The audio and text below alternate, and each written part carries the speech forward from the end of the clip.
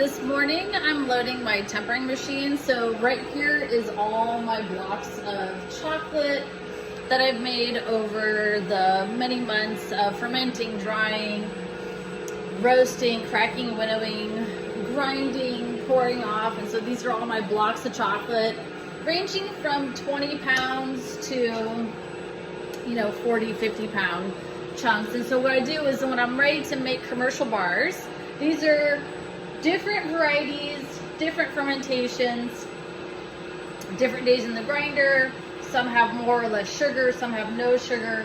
And so what I do is when I'm going to make chocolate, then I'll take several different chunks and then I put it into my tempering machine.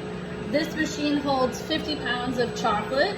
And so I'll put my 5-6 different varieties of chocolate in there. I'm gonna put the lid on. I'm gonna let it all melt out, and then tomorrow I'm going to be tempering the chocolate and making commercial bars. And the tempering process is where you're heating and cooling the chocolate, stabilizing the fat crystals. Fat crystal number 5 is the one you want, so that the chocolate doesn't melt as easily.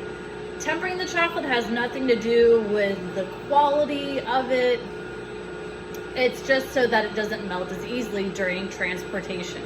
And so here I've got a great example of some fat bloom. I've got some chocolate I poured off, and then when it cools down, the fat migrates to the top, and do you see how it blooms like beautiful flowers?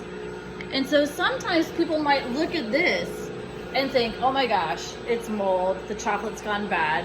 Chocolate hasn't gone bad. It's called fat bloom because the cocoa butter or the fat in chocolate is this off-white color. And so that's why you have this whitish mold looking stuff on top of the chocolate that looks like mold, but it's not. It's the cocoa butter, it's the fat. It's called fat bloom. And this is totally fine to eat. Doesn't affect the quality of the chocolate or the taste. It only affects the texture. So when you eat untempered chocolate, it melts very quickly, which is pleasurable to eat, to have it melt right away in your mouth. And it has a bit of a crumbly texture, but it melts quickly.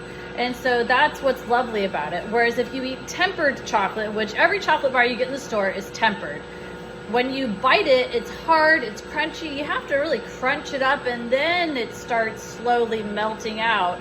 And that's the tempering process. It keeps it hard and brittle so it doesn't melt as easily, so it doesn't get the fat bloom, because people don't like the way fat bloom looks.